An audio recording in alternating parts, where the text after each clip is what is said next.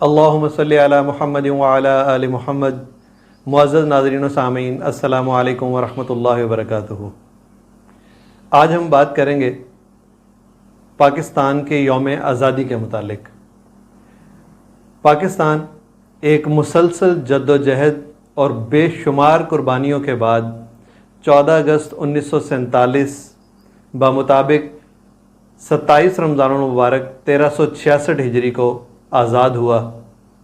الحمدللہ ہم وہ نسل ہیں کہ جس نے اسی آزاد فضا کے اندر اپنی آنکھیں کھولیں اور اپنی زندگی کا آغاز کیا۔ لیکن ہم سے پہلے جو لوگ اس وطن عزیز کے لیے بے شمار قربانیاں دے گئے اور ہمیں یہ آزادی کی فضا نصیب کر گئے، آج ان کی یاد منانے کا دن ہے۔ آج وہ دن ہے کہ جس دن ہم نے وہ قربانیاں سوچنی ہیں، ہم نے وہ واقعات اپنے ذہنوں میں لانے ہیں، ہم نے اس تحریک میں دی گئی قربانیوں کے مقاصد کو سمجھنا ہے کہ آخر وہ لوگ اتنا بڑا کام کیوں کر گئے۔ یعنی ہم اس موضوع کے اندر بات چیت کریں گے پاکستان کے بننے کے مقاصد کے متعلق۔ اس کے علاوہ پھر ان مقاصد کو زیر نظر رکھتے ہوئے ہم اپنا محاسبہ کرنے کی کوشش کریں گے کہ کیا ہم ان مقاصد کو پورا کرنے میں کامیاب ہوئے اور کتنا کامیاب ہوئے۔ اور پھر اس کے بعد کچھ اہم موضوعات ہم نے دیکھنے ہیں جس پر لوگ اکثر تبصرہ کرتے ہیں، اور آخر میں اس دن کو منانے کے حوالے سے بات چیت کریں گے کہ اسے منانا چاہیے اور کہ اگر منانا چاہیے تو کس طرح سے منانا چاہیے۔ تو قیام پاکستان کا مقصد پاکستان کے قیام کے وقت تحریک پاکستان میں جو نعرہ بلند کیا جاتا تھا، اس سے ہم بخوبی اندازہ لگا سکتے ہیں کہ پاکستان کا مطلب کیا، لا الہ الا اللہ۔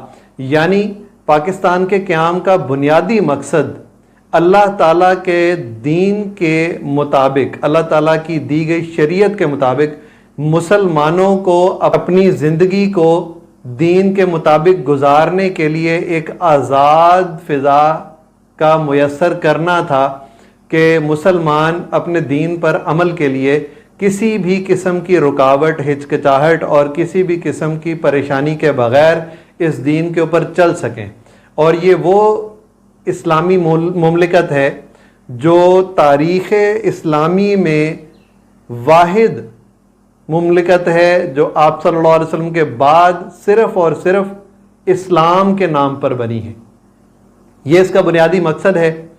لیکن اب اگر ہم اس کے محاسبے کی بات کریں، ہم اپنا محاسبہ کریں کہ کیا جن مقاصد کے لیے لاکھوں لوگوں نے اپنی قربانی دی، ہزاروں عزتیں لٹ گئیں، لاکھوں سہاگ اجڑ گئے، بے شمار بچے ذبح ہو گئے، جوان اپنی عمر کو اس زمین پر قربان کر گئے، کیا ہم اس میں پورے بھی اتر سکے ہیں؟ تو ہمیں اس میں ندامت اور شرمندگی کے علاوہ بہت کم کامیابی نظر آتی ہے۔ بہت سے لوگوں نے اپنے آپ کو اس قابل بنایا، اتنی محنت اور اتنی جدوجہد کی کہ وہ سر اٹھا کر آخرت میں یہ بات کہہ سکیں گے کہ ہاں الحمدللہ ہم نے اس مقصد کو نبھایا۔ مگر افسوس کہ آج 76 سال گزرنے کے باوجود ہم پوری طرح سے اپنے مقصد میں کامیابی حاصل نہ کر سکے۔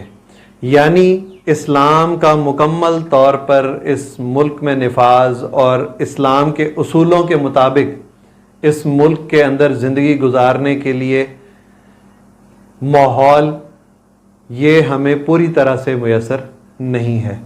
کہیں غریب غربت اور افلاس کی سطح سے بھی نیچے زندگی گزار رہا ہے، اور کہیں لوگ انصاف کو ترس رہے ہیں، کہیں لوگوں کو بنیادی حقوق جو ان کی زندگی کے بنیادی حقوق ہیں وہ بھی میسر نہیں۔ بے شمار محرومیاں ہر جانب نظر آتی ہیں۔ لیکن ان سارے حالات میں کہ جو اس وقت اس ملک پر گزر رہے ہیں، ہمیں کیا کرنا چاہیے؟ تو ہمیں سوچنا ہے، غور و فکر کرنا ہے کہ کیا اگر ہم یہ مقاصد حاصل نہیں بھی کر سکے، پوری طرح سے اس میں کامیابی ہمیں نہیں بھی ہوئی، تو ہم جتنی نعمتیں ہمیں میسر ہیں ان کا شکر بجا نہ لائیں؟ کیا اس کو درست کرنے کی ذمہ داری کسی اور کی ہے، ہماری نہیں؟ کیا ہم اپنے بڑوں کی قربانیوں کو بھلا دیں؟ کیا غلامی کو آزادی پر ترجیح دیں؟ کیا اس دن تجدید عہد کی بجائے مایوسی والی باتیں اور مایوسی کو پھیلائیں؟ ہرگز نہیں، بالکل بھی نہیں۔ ہمیں اپنے رویے کو بدلنا ہوگا۔ بعض لوگ اس دن صرف اور صرف مایوس کن گفتگو میں مصروف ہیں موجودہ حالات کو سامنے رکھتے ہوئے۔ ہمیں ایسا بالکل بھی نہیں کرنا چاہیے۔ اس دن کو منانا چاہیے، کیونکہ ایک خوشی کا وقت ہے، ایک خوشی کا موقع ہے، ساتھ ہی ساتھ اپنے بڑوں کی دی گئی قربانیوں پر فخر کرنے کا، ان سے سبق حاصل کرنے کا وقت ہے۔ تو ہمیں اسے سیکھنا بھی چاہیے، اسے سمجھنا بھی چاہیے، اس کو سیلیبریٹ بھی کرنا چاہیے، اور اپنی اگلی نسلوں کو اس کے بارے میں مکمل طور پر آگہی بھی دینی چاہیے۔ اب سوال یہ پیدا ہوتا ہے کہ اس دن کو ہم کیسے منائیں؟ اس دن کو منانے کے لیے چند ایک کام ہمیں ضرور کرنے چاہیے، باقی اس سے بڑھ کر جو کوئی خیر کا کام کر سکے اسے بھی کرنا چاہیے۔ مثلاً سب سے پہلے تو اس دن کا آغاز اپنے تحریک پاکستان کے شہداء، اپنے بڑوں کو احصال ثواب کے ساتھ کرنا چاہیے۔ اس کے بعد ان کے لیے، ملک پاکستان کے استحکام کے لیے، اس کی ترقی کے لیے، اس کی فلاح و بہبود کے لیے، اس کے لوگوں کے لیے، اس میں امن و سکون کے قیام کے لیے، اس پر قربان ہونے والے لوگوں کے لیے بے شمار دعائیں کرنی چاہیے، جنہوں نے تحریک پاکستان میں قربانیاں دیں یا اس کے بعد اس کے لیے قربانیاں دیں۔ اس کے بعد ہمیں خود سے تجدید عہد کرنا چاہیے۔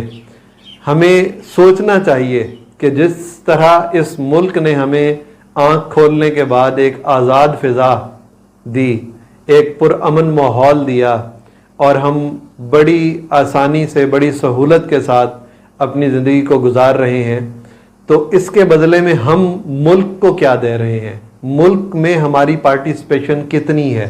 ہم کیا کردار ادا کر رہے ہیں ملک کی بہتری کے لیے، اس سرزمین کے تحفظ کے لیے، اس میں امن کے قیام کے لیے، اس کی فلاح و بہبود کے لیے ہمارا کیا کردار ہے؟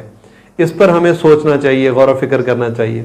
اور ایک بڑی اہم چیز وہ یہ کہ ہمارے بڑوں کو، ہمارے بچوں کو بٹھا کر یہ درس دینا چاہیے، یہ بتانا چاہیے کہ یہ ملک کس طرح سے وجود میں آیا، اس کا مقصد کیا تھا۔